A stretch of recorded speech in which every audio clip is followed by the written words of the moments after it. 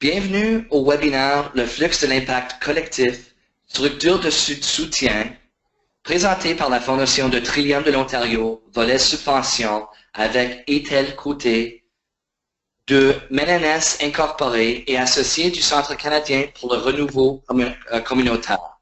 Ethel, je vous donne la parole. Ben, merci beaucoup, Marc. Puis, est-ce que le son est bon, Marc? Très Ça bien. va? Oui, Excellent.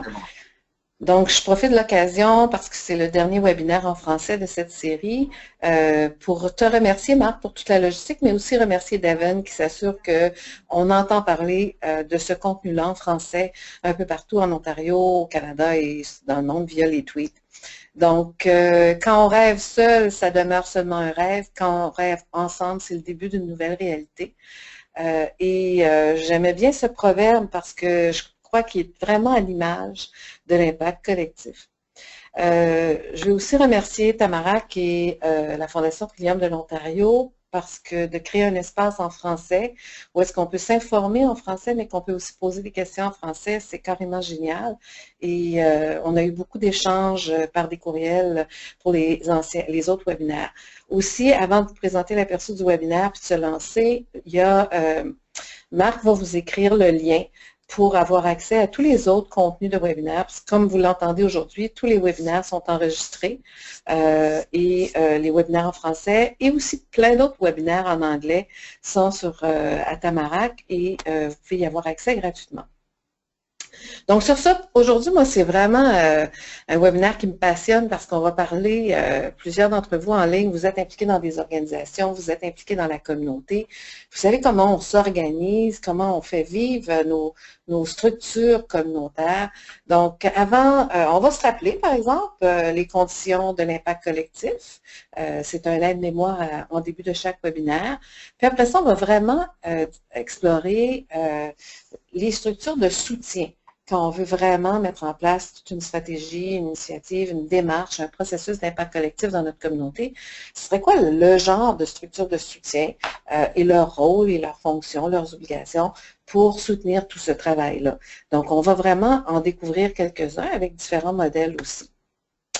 Donc, la définition de l'impact collectif, si vous avez participé aux autres webinaires, c'est cette définition-là par Kania et Kramer, Collective Impact, de Stanford Social Innovation Review, où est-ce qu'on parle de l'engagement d'un groupe d'acteurs importants issus de secteurs différents, donc c'est vraiment une approche multisectorielle, mais tout le monde travaille ensemble pour réaliser un programme commun, un plan d'action commun. Puis pas pour réaliser des petits projets à la pièce, mais pour réellement résoudre un problème complexe, spécifique, social dans notre communauté. Et tout ça se fait parce qu'on le fait dans un autre genre de collaboration. J'ai découvert aussi que Yves Tamarack, dans des ateliers qu'il avait donnés, il y avait aussi c'est la même définition, mais c'est une autre façon de le dire. Mais on fait aussi allusion non pas juste aux acteurs communautaires de différents secteurs d'activité, mais on sait que dans nos communautés, on se regroupe. Exemple, le milieu des arts, il y a des organismes qui sont comme genre de fédération de certains secteurs, la francophonie avec l'Assemblée de la francophonie, tout ça. Donc, des fois, on est déjà bien réseauté, on fait partie d'un réseau. Et ici, dans cette définition-là, on parle de secteur et de réseau, mais toujours dans un plan d'action commun. On dit très souvent l'impact collectif, on essaie de définir ce que c'est et ce que c'est pas, mais ce que ce n'est pas, c'est pas une collaboration comme on le fait jusqu'à maintenant. Beaucoup plus, ce que l'on vit souvent, c'est souvent des collaborations plus de forme partenariat, mais on n'est pas dans une réelle alignement de nos actions pour avoir de l'impact. Souvent, on travaille dans notre propre secteur d'activité. Donc, l'impact collectif, c'est pas une approche monosectorielle, donc d'un secteur d'activité. L'impact collectif, ce n'est pas une attention portée juste à des petits projets ou des programmes, mais ou à des solutions uniques. On parle d'un programme commun pour répondre à des problèmes complexes, puis sans doute, ça sera une variété de solutions pour répondre à ces problèmes-là.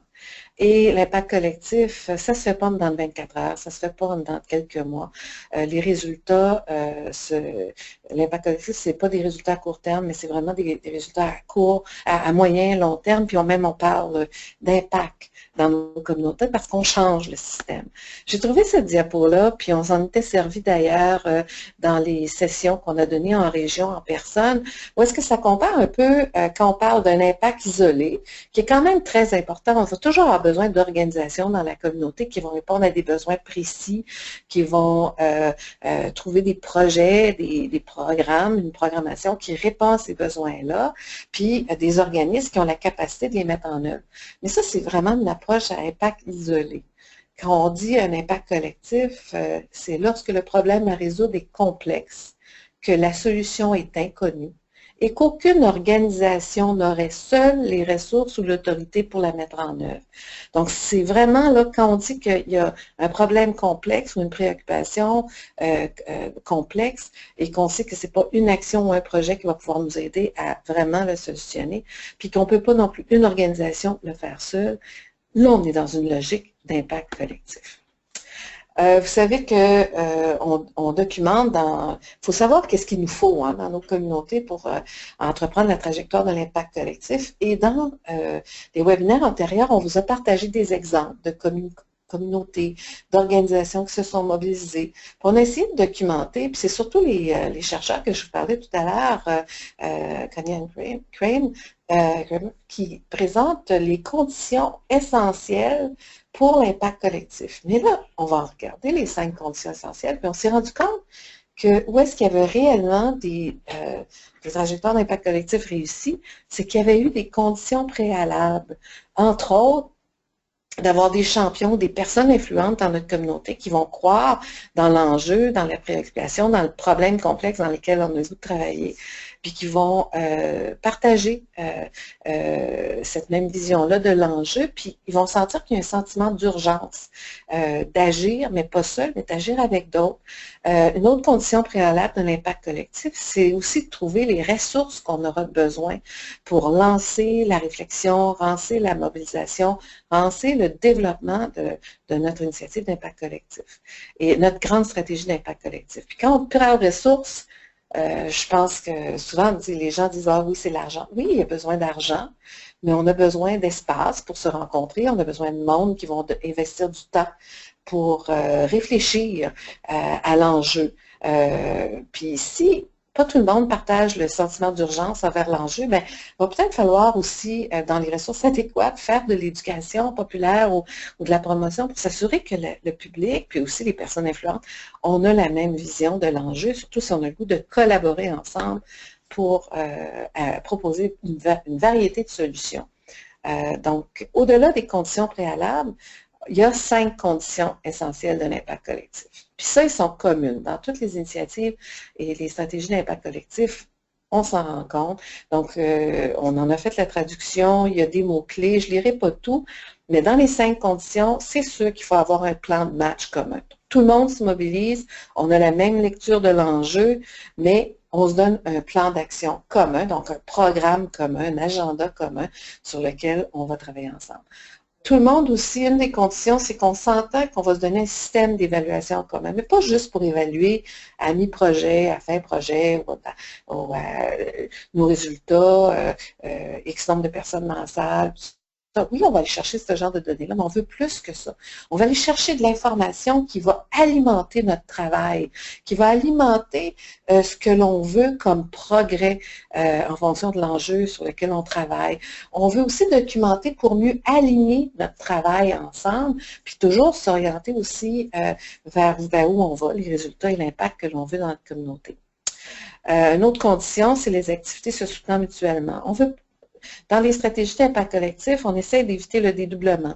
On essaie vraiment de trouver une façon de bien mailler les différentes activités par les différents partenaires et organismes qui seront impliqués dans la démarche. Donc, c'est une condition de l'impact collectif. Puis surtout, imaginez si toutes les activités se soutiennent mutuellement, à quel point qu'elles peuvent avoir plus d'impact, à quel point que la collaboration n'est pas juste des mots sur un bout de papier, mais on se retrouve aussi dans notre pratique, dans notre travail terrain, dans ce que l'on fait dans nos communautés. Encore là, une autre des conditions, c'est la communication permanente. Il ne faut pas juste donner des tonnes de pages d'informations, puis de la documentation. Il faut créer un espace pour communiquer de façon régulière et ouverte entre tous les acteurs et les actrices qui vont être impliqués.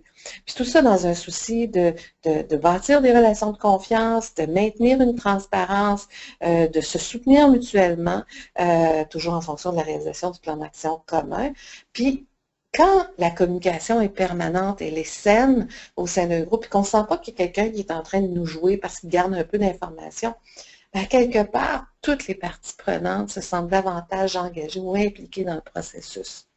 Et, bien entendu, tout ça ne peut pas se réaliser si on n'a pas quelque chose qui nous aide à faciliter, à coordonner, à convoquer ou à construire là, cette dynamique-là de tous les acteurs qui vont être impliqués dans la stratégie de l'impact collectif dans notre communauté ou dans notre région.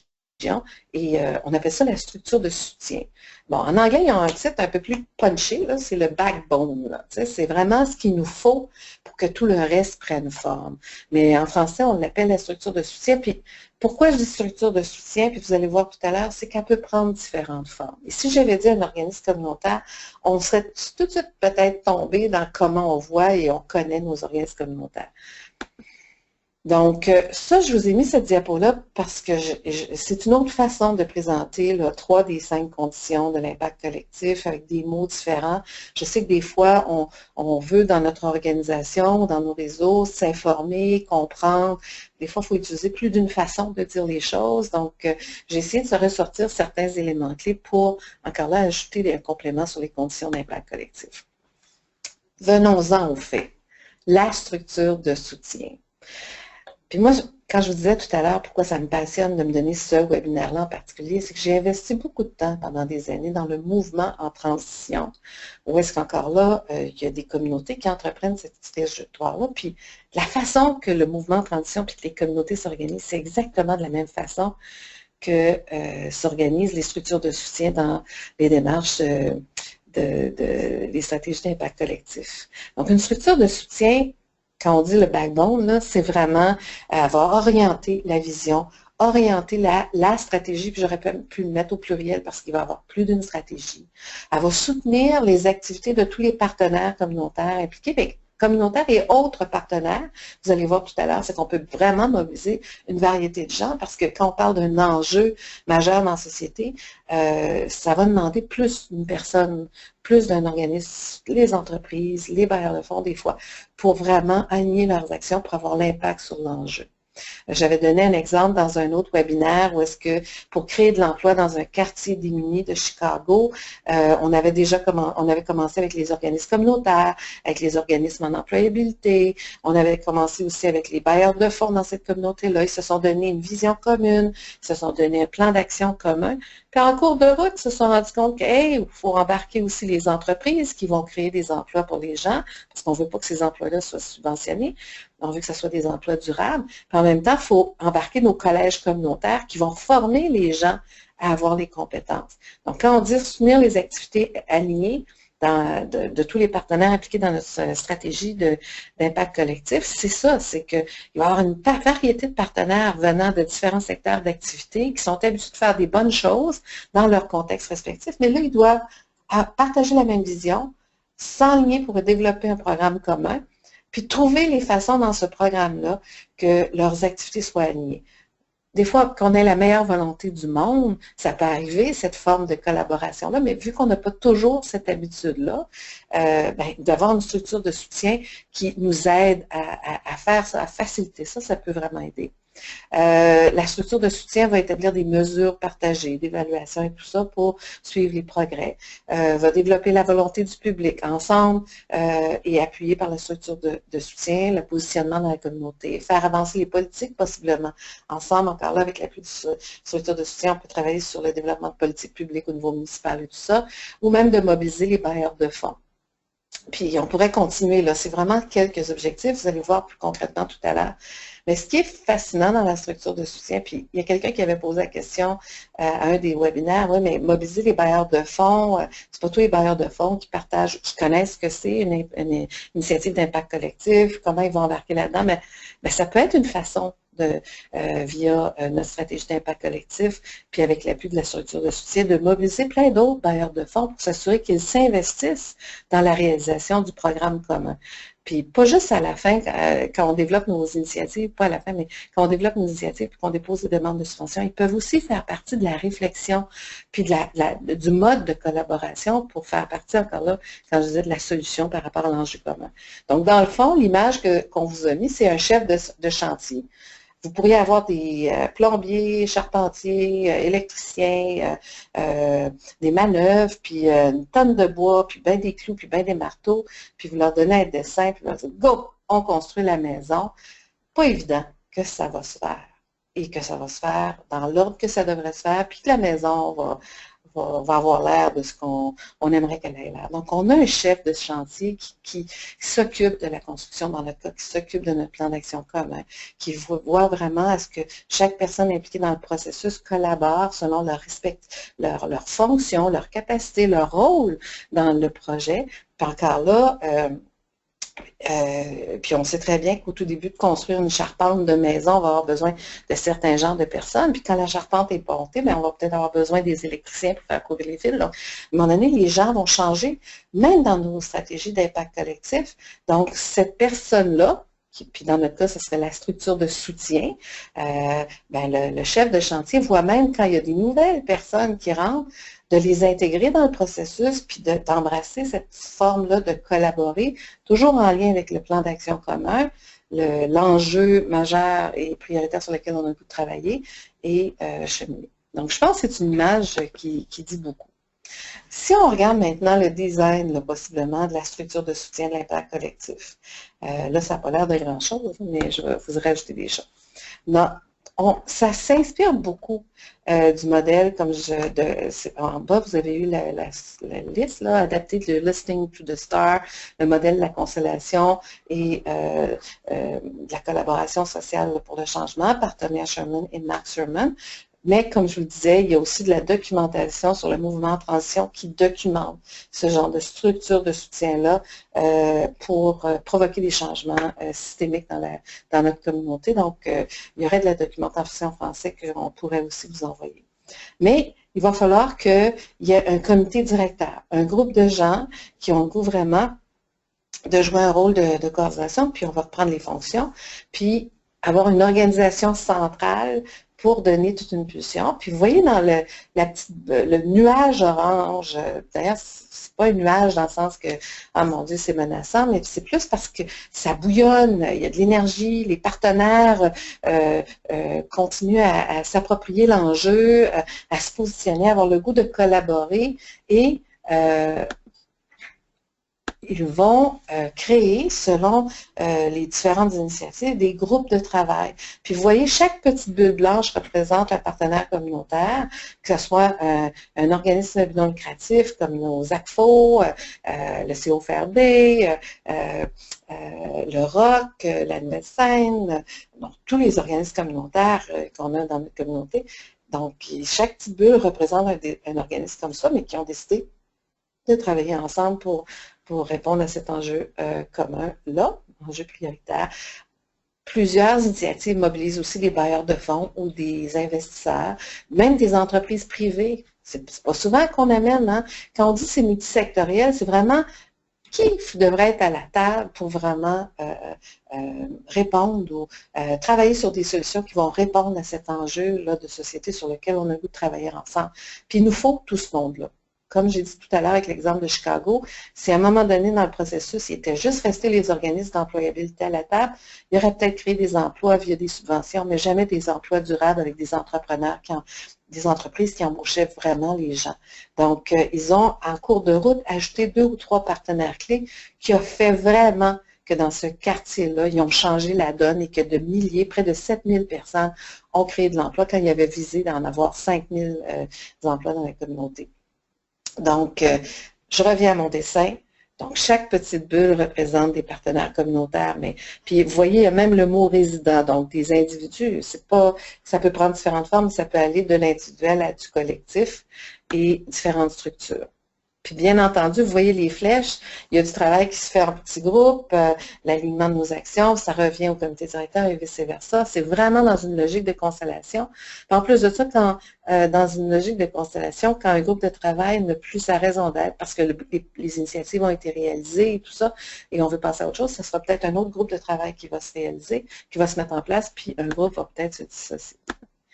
Donc, si on allait dans les rôles partagés dans l'impact communautaire, donc, le comité directeur, la structure de soutien, donc l'organisation en dessous, qui voit faciliter, les autres sont vraiment dans l'orientation stratégique. Donc, le comité directeur, les leaders qui vont se retrouver là, ou les membres qui vont venir là, de la communauté, vont proposer une direction stratégique pour l'ensemble de l'initiative d'impact collectif, vont aussi voir à diriger un peu le travail, voir à aligner leur propre travail au programme commun, au plan d'action commun, parce que des fois, chaque organisme, on a des missions respectives, puis là, on n'est pas dans une dynamique d'impact collectif juste pour les intérêts de notre organisme, on est là ensemble pour répondre à l'enjeu commun, puis arriver avec des solutions qui vont vraiment provoquer des changements de système.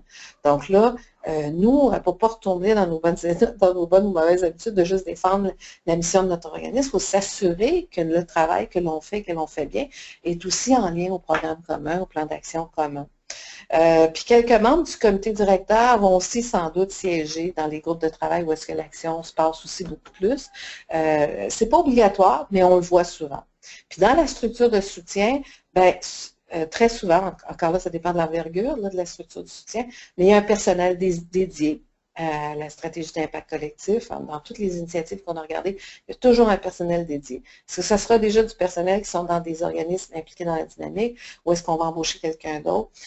Encore là, la structure de soutien trouvera la meilleure façon de combler, mais il faut réellement que quelqu'un soit dédié à cette fonction-là de soutenir, de faciliter tout ça. Soutien, la structure de soutien soutient le travail des partenaires en aidant aux activités d'orientation stratégique, en soutenant encore là les activités alignées, en établissant un système de mesures partagées, comme on l'a dit tout à l'heure. Donc, on revient avec nos conditions essentielles, puis en mobilisant les ressources.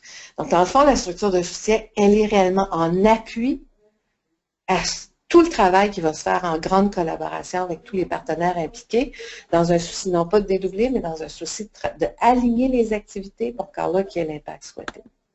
Donc, si on revient à notre dessin de design collectif, ben là, on a regardé du côté gauche, le comité directeur et son rôle, puis l'organisation centrale qui est la structure de soutien, son rôle.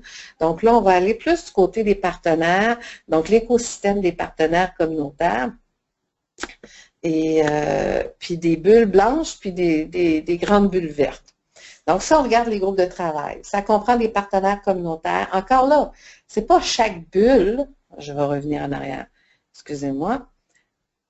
Vous voyez, groupe de travail, ce n'est pas groupe de travail art, puis groupe de travail santé, puis groupe de travail économie. Chaque groupe de travail comprend des partenaires communautaires intersectuels qui ciblent des éléments particuliers du programme commun. Donc, déjà dans le groupe de travail, on est une variété de partenaires communautaires de différents secteurs, mais qui vont travailler sur une initiative sans doute commune ou l'alignement de leurs propres initiatives, mais sur des éléments particuliers du programme commun. Puis, il n'y aura pas de dédoublement non plus. Chaque groupe de travail prendra une partie de la tarte et le réalisera, tandis qu'un autre prendra une autre partie du programme commun. Chaque groupe de travail va concevoir et mettre en place des stratégies impliquant aux besoins des groupes hors projet. Donc, ça se peut très bien qu'il y ait des organismes dans notre communauté qui disent, ou d'autres partenaires communautaires qui disent, ben moi, là, d'embarquer dans ce grand gugus-là, ça ne m'intéresse pas. Mais si nous, par rapport à l'enjeu sur lequel on travaille, on dit, hey, cette entité-là, il faut réellement l'impliquer. Disons qu'on travaillait pour la santé des enfants qui ont des problèmes de santé, d'obésité ou quoi que ce soit, puis qu'il fallait absolument avoir l'hôpital Montfort dans un de nos groupes de travail, mais qu'il ne veut pas s'impliquer dans l'ensemble de la dynamique. On pourrait impliquer, exemple, l'hôpital Montfort comme un groupe hors de l'ensemble du projet, mais au sein d'un groupe de travail pour une durée, pour le temps de sa contribution, pour vraiment encore là travailler ensemble pour l'enjeu commun. Les partenaires communautaires, là, rappelez-vous le petit dessin, c'est les petites bulles blanches. Ça peut être des organisations individuelles, c'est-à-dire des organisations qui sont dûment incorporées, provinciales, fédérales, mais qui sont sur notre territoire ou sur le territoire sur lequel la stratégie d'impact collectif prend forme. Ça peut être des membres de la communauté, organisations non lucratives, bailleurs de fonds, des entreprises privées, sociales, coopératives, des agences publiques. Parfois, on penserait que, ben non, les agences publiques seraient à part. Ben non, pourquoi pas si elles ont un pouvoir ou de l'information ou des compétences à mettre à contribution par rapport à cet enjeu-là, ben, il faut peut-être les avoir à la table aussi. On peut avoir des jeunes, on peut avoir des parents, ça dépend encore là de l'enjeu sur lequel on travaille, puis on pourrait, c'est vraiment un titre d'exemple que ceux-là ont été nommés, mais il pourrait en avoir encore plus. Je sais, là, à l'atelier en personne qu'on avait donné, mais le monde me disait, ben, pourquoi les bailleurs de fonds seraient là? Ben, souvent, les gens disent, ben, c'est super intéressant si les bailleurs de fonds sont aussi à l'intérieur de notre dynamique, de notre grand nuage orange pour travailler et réfléchir avec nous. Puis qui sait, ça peut aussi les aider à orienter leur appui par rapport à ce que l'on veut vraiment faire dans notre communauté. Les partenaires communautaires doivent avoir accès à une variété d'opportunités pour apprendre et s'engager vis-à-vis de l'initiative d'impact collectif. Ils vont jouer un rôle clé pour mettre en place les stratégies. Puis, il ne faut pas oublier que dans l'ensemble du dessin tout à l'heure, ce n'est pas le comité directeur, ce n'est pas la structure de soutien, ce n'est pas le groupe de travail, ce n'est pas les partenaires communautaires qui ont le pouvoir suprême. Le pouvoir suprême d'une grande stratégie d'impact collectif réside dans la communauté au sens large, donc dans l'ensemble de ces éléments-là. Donc, les leaders efficaces d'une structure de soutien, c'est exemple, parce qu'on a dit que ça peut être une organisation, tout ça, puis je vais vous donner d'autres exemples tout à l'heure, mais les leaders efficaces d'une structure de soutien, on a essayé de voir c'était quoi leur qualité. Donc, on en a inventorié. Encore là, c'est pas une liste d'épicerie sur le coin d'une table, ça a été Tamarack, puis d'autres ont regardé différentes expériences dans la communauté, puis FSG, lors des entrevues qu'ils ont fait auprès de plusieurs stratégies d'impact collectif, ils ont pu ressortir ces éléments-là. Donc, les leaders de structures de soutien sont des visionnaires. Ils sont axés sur les résultats. Donc, ce n'est pas juste des gens qui savent où ils vont ou qui parlent beaucoup. C'est des gens qui savent où ils vont, mais ils savent aussi pourquoi ils vont dans cette direction-là, puis qu'est-ce qu'ils ont le goût de faire.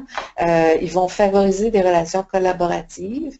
Ils vont être concentrés sur le plan d'action commun, entre autres, que c'est ce que l'ensemble s'est donné, mais adaptables, flexibles.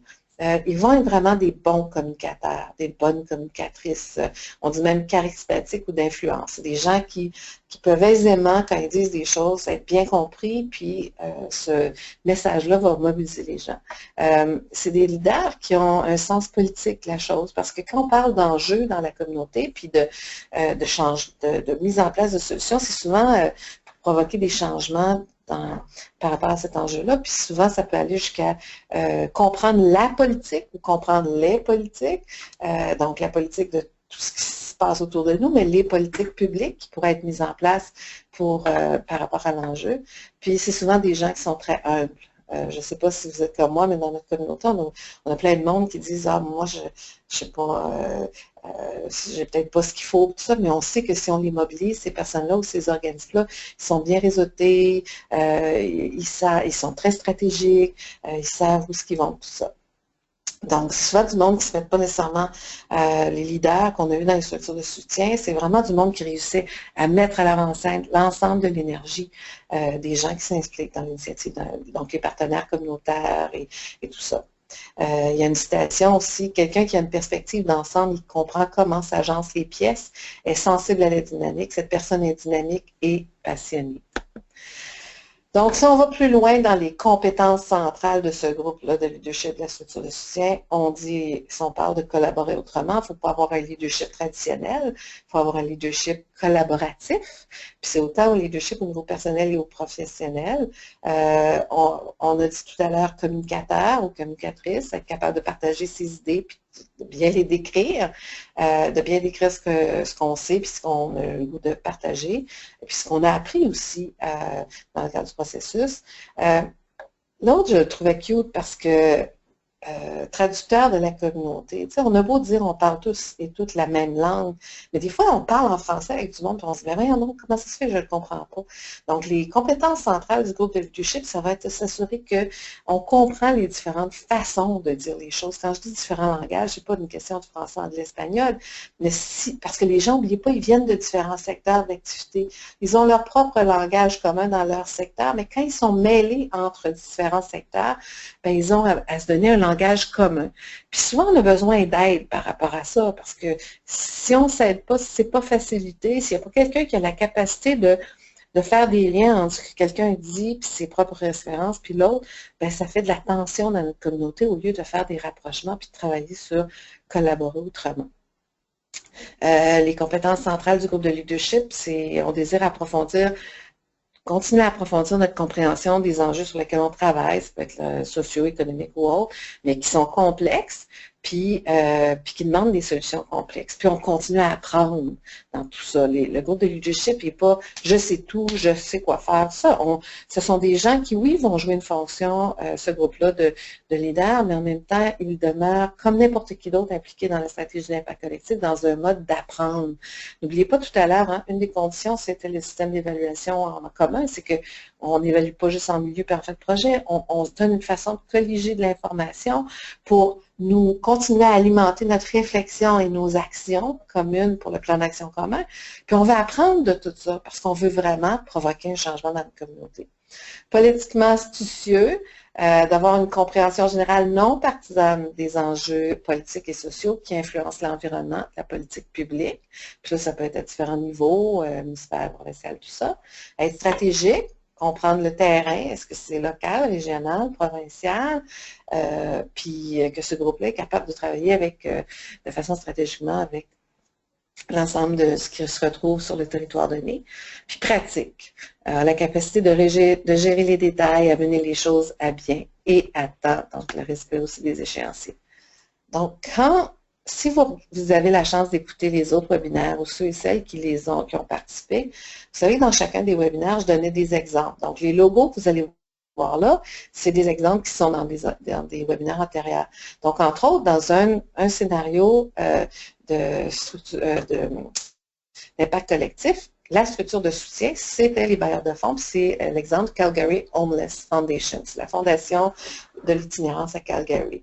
Donc, ce n'est pas un organisme X ou un organisme Y, c'est vraiment le bailleur de fonds, la fondation, qui joue le rôle de structure de soutien.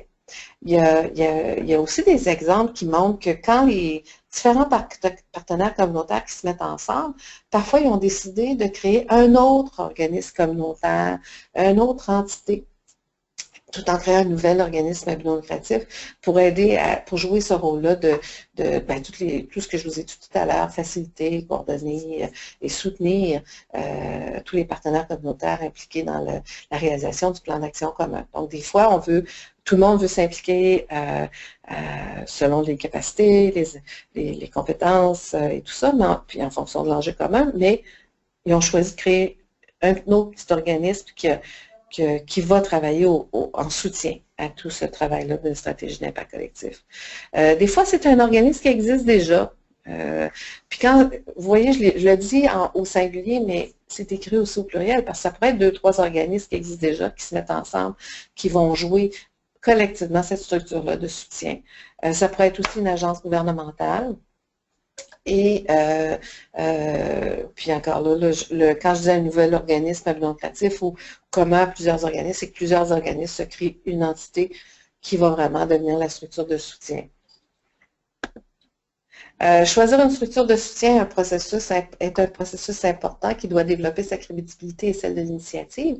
Encore là, ils ont documenté, FSG, quand le processus, on veut un processus plus ouvert, un processus semi-ouvert ou très prédéterminé, certains éléments. Comme exemple, processus ouvert, on fait un tour d'horizon des acteurs centraux, y compris des acteurs actuels, on développe une compréhension du rôle d'une structure de soutien chez les leaders d'initiative. Donc, on en parle ouvertement, toujours dans un contexte de transparence. On approche les organisations pour évaluer leur intérêt à servir de structure de soutien. Donc, quand on veut vraiment choisir la structure de soutien, on peut aussi voir dans notre communauté que tel organisme pourrait le devenir. Donc, peut-être les approcher, puis avoir la conversation qu'il faut. On peut même leur faire une demande de proposition, d'être impliqué. On pourrait même, ça s'est vu, j'ai lu ça dans un des exemples, ils ont fait un appel dans le milieu communautaire et les autres partenaires pour dire est-ce qu'il y en a qui seraient intéressés à jouer ce rôle-là. Puis ils ont fait des entrevues avec les postulants pour devenir cette structure-là de soutien. Donc, c'est pas juste quelqu'un qui arrive, ou un organisme qui arrive et qui dit, regarde, moi, je vais développer le projet, je vais me trouver 5-6 partenaires, puis on va réaliser le projet, puis ça va durer 6 mois, 1 an, 2 ans. Non, vous voyez à quel point que la dynamique est différente. Ça se peut même que, en fonction de l'enjeu commun, les organismes se retrouvent puis décident ensemble. Tiens, c'est ce genre de profil-là qu'il nous faut comme structure de soutien pour vraiment appuyer notre plan d'action commun en lien avec cet enjeu-là majeur. On va faire un appel, puis on va voir qui va venir, puis on ne va pas leur donner la job juste de même.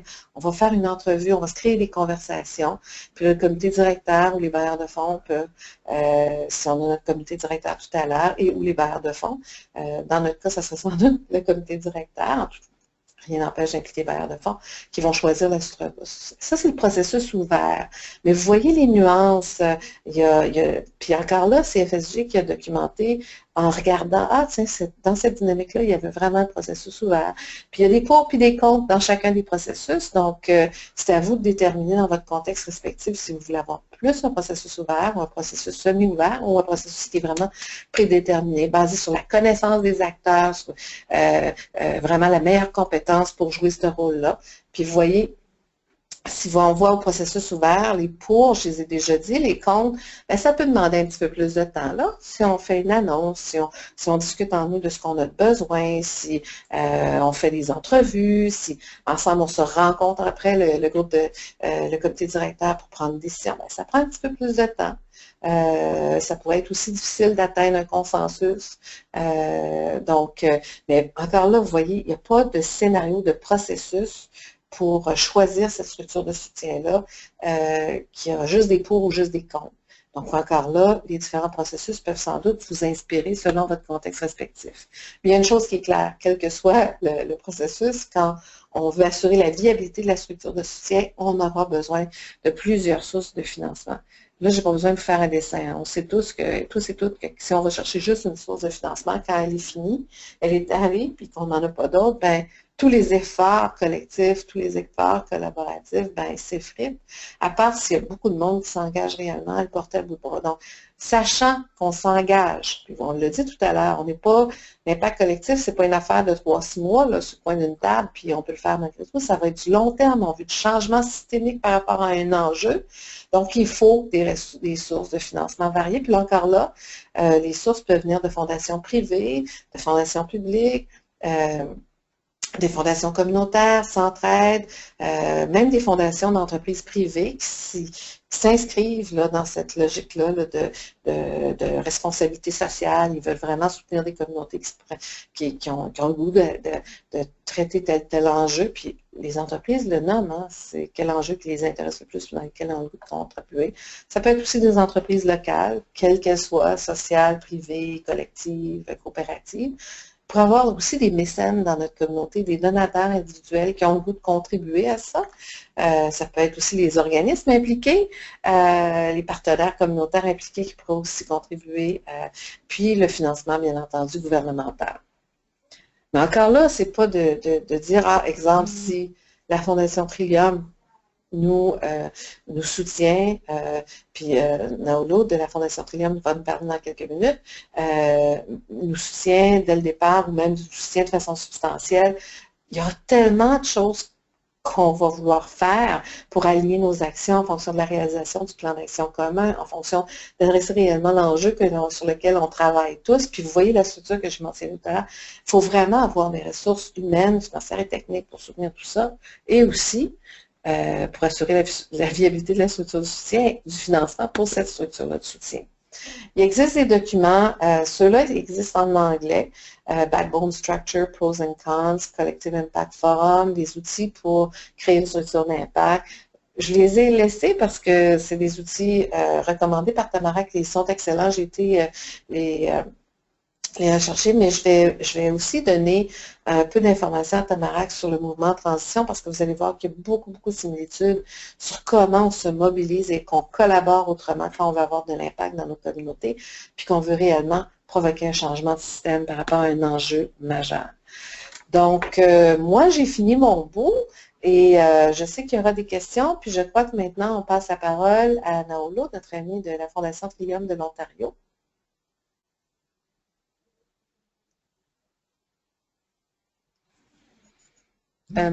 Marc? Bonjour Naoulo, est-ce que tu es là? Oui, je suis là. Est-ce que vous m'entendez bien? Oui, on Oui, c'est t'entend très très bien. bien. Super. Alors, merci Ethel pour ta présentation. C'était vraiment bien. Moi, je suis juste là pour quelques minutes vous donner quelques informations sur la Fondation. Donc, la Fondation Trillium de l'Ontario est la fondation subventionnaire la plus importante au Canada. En 2013, la Fondation a fêté son 30e anniversaire en tant qu'organisme subventionnaire. Alors, chaque année, ce sont plus de 1000 organisations communautaires en Ontario qui bénéficient de notre soutien financier pour des projets qui favorisent des communautés saines et dynamiques. C'est environ 110 millions de dollars par année que nous investissons pour soutenir des projets visant à améliorer la situation financière des populations, leur niveau d'activité physique ou leur connexion à la communauté. Nous investissons aussi dans les projets dédiés à la jeunesse, aux activités artistiques et à la protection de l'environnement. Alors, la Fondation Trillium de l'Ontario est une agence non partisane du gouvernement de l'Ontario.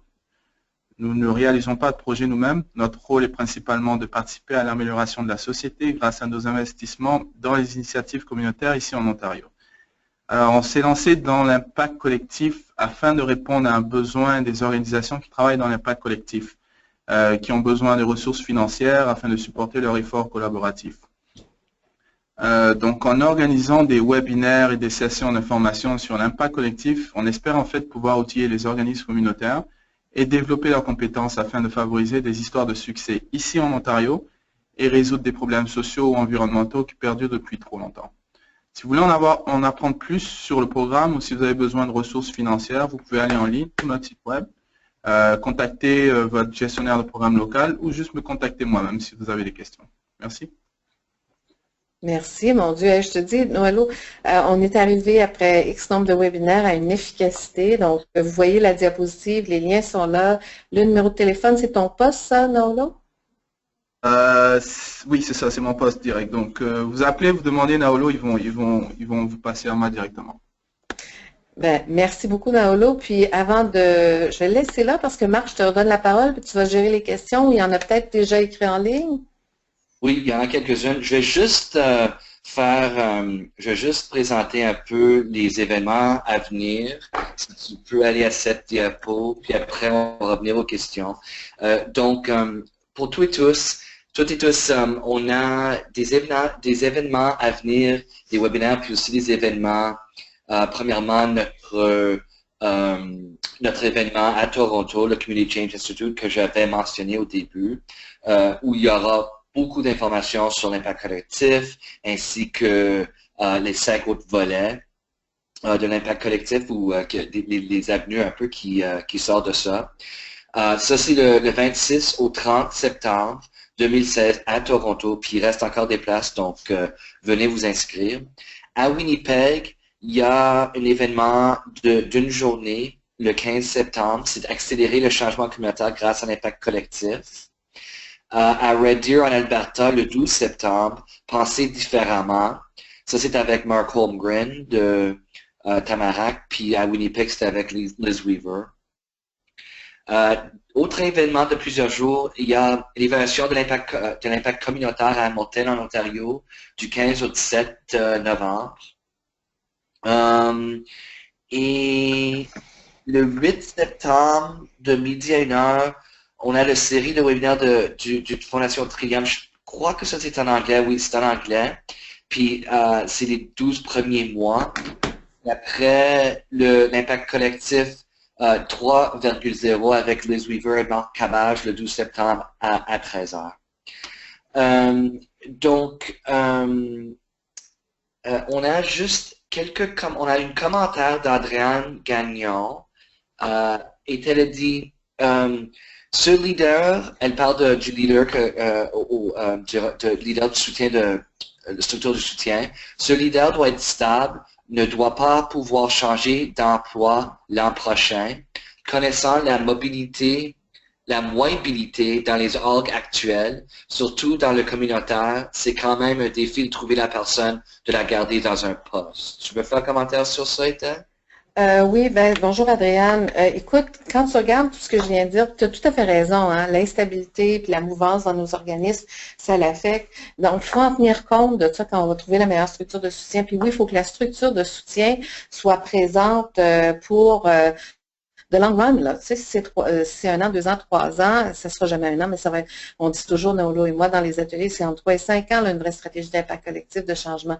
Mais comme j'ai dit tout à l'heure, c'est que ça pourrait être un organisme ou des personnes au sein d'un organisme, mais ça pourrait être aussi des personnes qu'on va embaucher au sein d'un nouvel organisme qu'on va créer, puis qu'ensemble, on va trouver les ressources pour le maintenir, ça.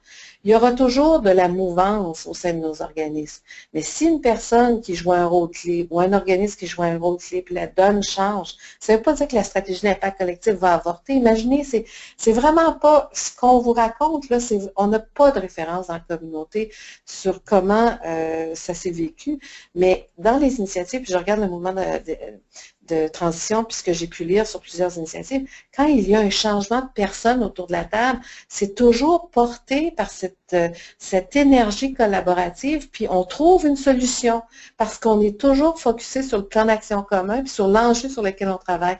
Puis étant donné qu'on est une variété de partenaires, on va sans doute trouver une autre façon de modifier la structure de soutien pour qu'elle continue à être performante dans toutes les fonctions qu'on a mentionnées tout à l'heure et qu'elle puisse soutenir vraiment toute cette dynamique-là de la stratégie. Mais tu as raison, c'est que si on ne fait pas le bon exercice dès le départ pour bien choisir, puis qu'on met tous nos œufs dans le même panier, puis qu'on n'est pas flexible s'il arrive un pépin de trouver des solutions, on ne s'inscrit pas dans un mode de collaboration puis de vraiment d'un plan d'action partagé pour réaliser un enjeu commun. Donc, il faut vraiment, là, puis si jamais le problème arrive, parce qu'on n'est rien, on n'est pas à l'affût à l'abri de tout, ben moi, je crois dans la force collective pour trouver des solutions. Et j'avais lu quelque chose, il y avait une histoire à un moment donné où est-ce que le leadership avait carrément changé en cours de projet parce que le leadership, du départ, on avait besoin d'un genre de leadership au début de la stratégie d'impact collectif. Puis là, excusez-moi, c'est un problème de mémoire, j'oublie dans quelle communauté, mais plus tard, 1 an et demi plus tard, c'est un autre genre de leadership qu'il fallait pour continuer à porter cette dynamique-là de stratégie collective. Puis je l'ai vraiment lu, puis ça n'avait pas été évident, mais collectivement et de façon collaborative, les gens ont trouvé une solution. Merci, Ethel, c'est très intéressant. Puis aussi une question d'Adrienne. Elle dit, j'imagine que vous allez répondre à la question, puis je crois que vous l'avez fait, mais en tout cas, comment on paye la ressource dédiée, sachant que les ressources financières de certaines organisations sont précaires, voire rares? Ben écoute, collectivement, quand on se donne un plan d'action commun, on va identifier les ressources qu'on a besoin, puis on vous l'a dit, c'est une condition préalable de voir que chaque entité qui va s'embarquer dans l'initiative va investir des ressources. Est-ce que ça sera du temps, un peu d'argent, des ressources, puis on va en mobiliser d'autres. Naolo, est-ce que tu es toujours en ligne? Parce que la Fondation Trium n'est pas le seul bailleur de fonds qui pourrait s'inscrire là-dedans, mais c'est vraiment une valeur ajoutée que sur notre territoire à nous, en Ontario, on a une fondation qui a le goût de créer une source d'investissement dans l'impact collectif, puis vous le faites par même 2 ou 3 étapes pour vraiment aider les gens à structurer leur projet puis réaliser leur processus d'initiative d'impact collectif. Naolo, es-tu toujours là? Oui, je suis toujours là. En effet, on a 3 étapes au niveau du financement qu'on offre. Donc, c'est sûr que le financement, il va principalement à l'organisation qui fait la demande en fait principale, mais en fait, on considère que c'est le montant qui va à tout le collectif. Nos 3 étapes, la première étape, on peut donner jusqu'à 30 000. La deuxième étape, ça peut aller jusqu'à 75 000 par année sur 2 ans, donc ça fait un total de 150 000. Et la troisième étape, c'est 250 000 par année pendant 5 ans. Donc, c'est un total maximum de 2,5 millions par projet qu'on peut donner.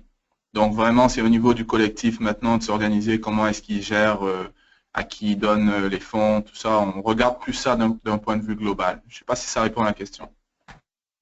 Et comme je le disais, oui, Naola, c'est excellent. Et aller sur le site, puis si je me rappelle bien, Naola, dans cette source de financement-là, les gens peuvent aussi approcher leur agent de projet dans leur communauté pour avoir plus d'informations, puis vous les accompagner un peu, hein, je crois. Oui, exactement. Donc, vous pouvez approcher un gestionnaire de projet dans votre communauté. Ils vont être en mesure de vous aider. Ce qu'ils vont être en mesure de faire aussi, c'est de voir si l'impact collectif est vraiment le meilleur canal d'investissement pour vous ou s'il n'y aurait pas d'autres solutions. On peut même imaginer des scénarios où vous allez commencer avec l'impact collectif, continuer avec un autre canal et revenir dans l'impact collectif. On a une totale flexibilité à ce niveau-là. Puis, je vous invite vraiment à aller écouter les autres webinaires, puis à lire les documents que vous pouvez avoir accès sur le site, parce que dans les autres histoires qu'on vous partage, les témoignages, vous allez voir une variété de sources de financement. Parfois, le Centraide, United Way de notre communauté s'implique. Parfois, c'est la fondation communautaire, puis vous l'avez vu dans une diapositive qui est au rendez-vous. Je regarde juste dans la région d'Ottawa, la fondation communautaire d'Ottawa s'inscrit dans l'impact collectif. InnoWeave, qui fait partie d'un programme une des plus grandes fondations canadiennes de la fondation de la famille McConnell, s'inscrit dans l'impact collectif. Donc, il y aura de plus en plus d'investisseurs, autant privés que publics associatifs, qui s'inscrivent là-dedans. Et il ne faut pas oublier nous-mêmes nos propres ressources qu'on peut investir en temps, en énergie, en espace pour réaliser ces projets-là. Mais il faut être vigilant, puis Andréane, tu as vraiment levé un drapeau jaune presque rouge, c'est que si on fait mal nos devoirs, si on prépare mal la structure de soutien au départ, puis pour la choisir, puis je dis bien la structure, mais ça peut être une variété d'organismes. N'oubliez pas la diapositive où je vous présentais différentes formes ou types de structures de soutien. Ben, ça se peut très bien qu'on ne frappe pas un problème à un moment donné, mais encore là, la force de la collaboration puis la force du collectif va faire en sorte qu'on trouvera une solution. Parce que ce qui nous mobilise, c'est de travailler ensemble en fonction de l'enjeu. Est-ce qu'il y a une autre question, Marc? Non, c'est tout. Il y a juste un petit commentaire d'Hélène Plado qui dit merci Ethel, très bonnes informations. Et je voulais juste faire une correction, c'est Andréane Goujon, puis pas Gagnon, désolé. Donc, ça nous rend à la fin. Premièrement, merci Ethel d'avoir partagé vos réflexions et perspectives avec nous aujourd'hui. Merci aussi à Naola d'avoir partagé les informations sur la Fondation Trillium et Devin de faire les live tweets. Et merci à tous nos participants en ligne ainsi pour vos questions, vos commentaires. Comme déjà dit, il y a plusieurs opportunités d'apprentissage concernant ce sujet qu'on a déjà mentionné. Nos événements, nos autres webinaires sont toujours disponibles et j'ai mis le lien au début. Je peux le mettre encore. Juste un moment, je vais le mettre pour où vous pouvez trouver les webinaires français et autres webinaires de Tamarack qui sont disponibles sur notre site web. Donc, je vous envoie tous ceci. Juste un moment. Puis pendant que tu fais ça, encore une fois, merci Devin pour les tweets. Merci Naola de la Fondation Trillium de l'Ontario d'être une fondation visionnaire qui croit dans une variété de sources d'investissement, dont la source d'investissement pour l'impact collectif. Puis merci beaucoup, Marc. Marc et Devin, vous êtes de l'Institut de Tamarack, un institut encore là visionnaire par rapport à tout le travail que vous faites depuis des années dans la communauté et pour l'effort aussi de rejoindre la communauté francophone. Puis merci tout le monde d'être là, puis merci pour les commentaires et les questions. Et il y aura un suivi. Au revoir.